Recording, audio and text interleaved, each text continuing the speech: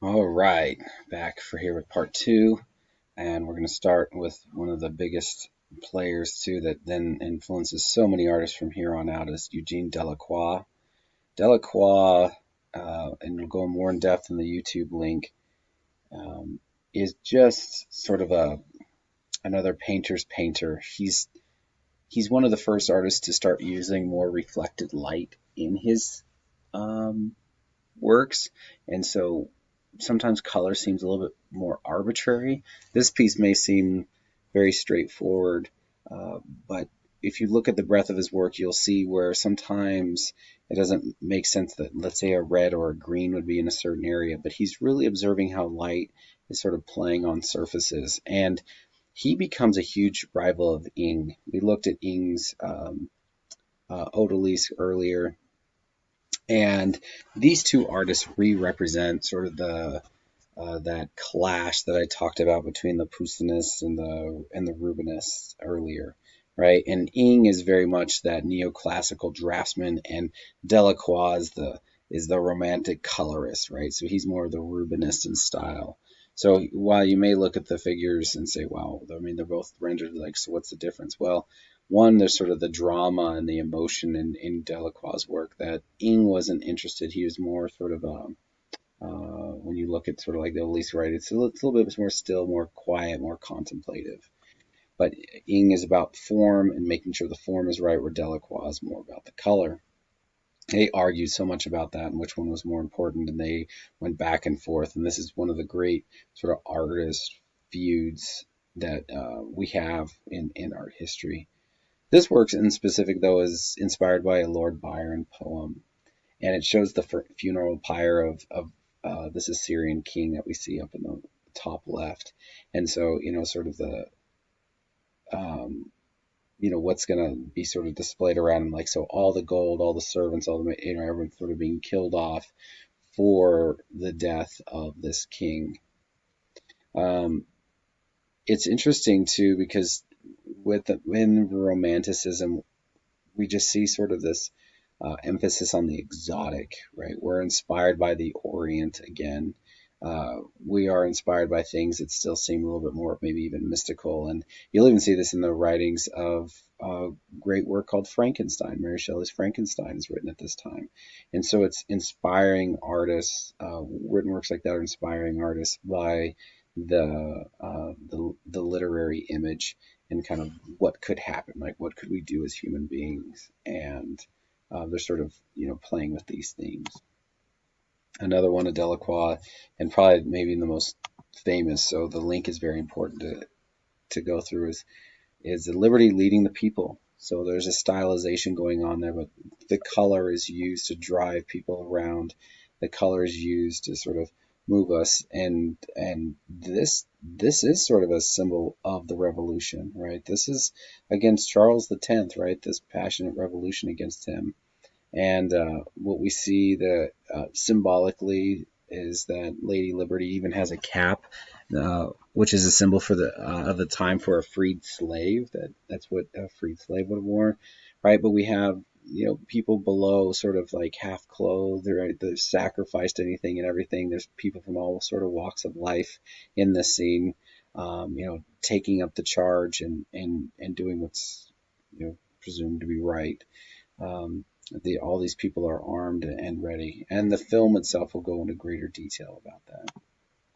Another famous Delacroix piece, The Women of Algiers, right? And we've seen that Orient already in the first image we looked at, but this is a harem.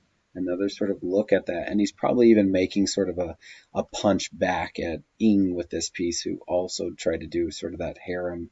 And this one, though, is it's exotic, and the women are confronting the viewer instead of sort of turned around. And Western men were actually not allowed or permitted to go into these. So this is sort of a glimpse that would not be very traditional. We think that this is what they'd be going to do, but they actually weren't allowed in there because of where they were from. And I just sort of love the comparison to Ing with this gal right here, where we said the one before that was sort of exposed is now clothed while looking at us. So But Delacroix's use his colors sort of is very, very inspiring to a group called the Impressionists later. They are very interested. So, from far away, all of this looks like great details, but when you get up close, right, it's just sort of individual brushstrokes. And so those brushstrokes are going to be maximized later on for their ultimate use. Um, Very rarely have we talked about, landscape painting. We saw where it started to come into popularity with Bruegel, and sort of he's first sort of using the landscape more than anybody else. We've seen still life become an important genre, but landscape itself, we've not really even talked about, and it really wasn't sought after much until this time. Right, 19th century, the genre becomes sort of a standalone, and people begin to buy. They want landscape paintings, not just portraits. Right, different sort of set of patrons, and so we have the landscape that becomes a huge model for us. Watch the link, and they also explain a little bit more about that. But the popularity also comes from the expanded tourism, right? We have with the Industrial Revolution trains and railroads being built across. So this is allowing people easier access to places, and the landscape becomes sort of the first tourist item, you could say, or trinket. So it's important that now a painter could be in a certain area and sort of be sought after for their local images. Um, and this was great for people because they want to know, where they went and sort of show off to their friends. Um, but landscape painters began to not just paint sort of the everyday, which may seemingly that's what this looks like, but because of the Industrial Revolution, artists like John Constable, they're painting farmers and rural scenes in England of things that are sort of fading away because these individuals have to move to these urban centers to find work. They no longer can pay the taxes on their land, or it's not a feasible income, and this is no sort of new thing. I mean, we can think of that a lot today, and I can even think of the hometown where I've come from and how that urban rural to urban shift continues to grow. So that's what Constable's really showing here. One of my favorite painters really is Turner, and the link is great for how he is. If you haven't finished the Canopy film that we mentioned earlier about David, since they're teamed together, watch that second half. And this guy, he's really kind of a crazy guy. He's a little hated by his peers, and he's very grumpy. He's just a grumpy guy, and there's some great stories about him, sort of as a teacher.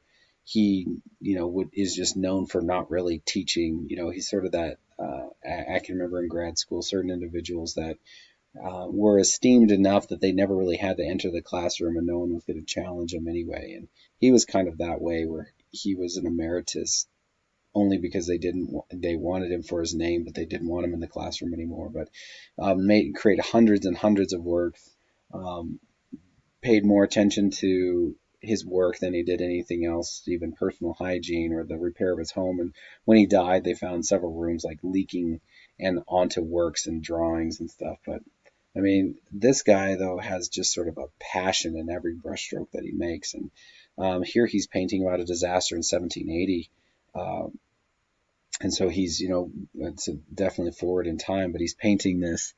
And it's a story about a slave ship that throws overboard over 50 slaves because the insurance company only covers the loss of slaves on a ship and not the goods. So instead of letting the goods go to waste, they throw the slaves over on this onset of a hurricane. So we sort of see that onset of a hurricane on the left, and and sort of survive, they throw this over to what they say avoid sinking during this typhoon. And so it's a very sad story. And up front, we see all that's going on, and we see even the sharks beginning to circle, and it's just sort of a horrific scene of sort of truth, but he's painting that for us.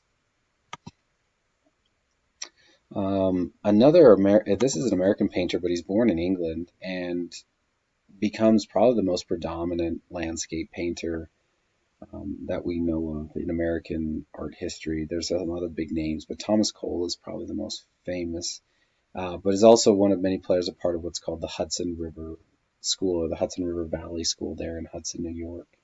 And so they're drawing a lot of inspiration from the local landscape around them. And and he and Thomas Cole does this really amazing thing because during the time there's a lot of idea of westward expansion, and manifest destiny. And this term manifest destiny means that the land is ours. It's our God-given right to take this land, to cultivate this land, to own it.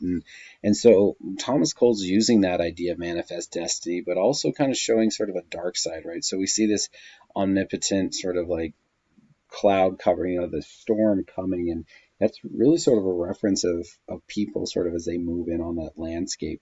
We almost feel like everything is almost like paradise on the right, but on the left, right, it seems sort of like doom and gloom and such.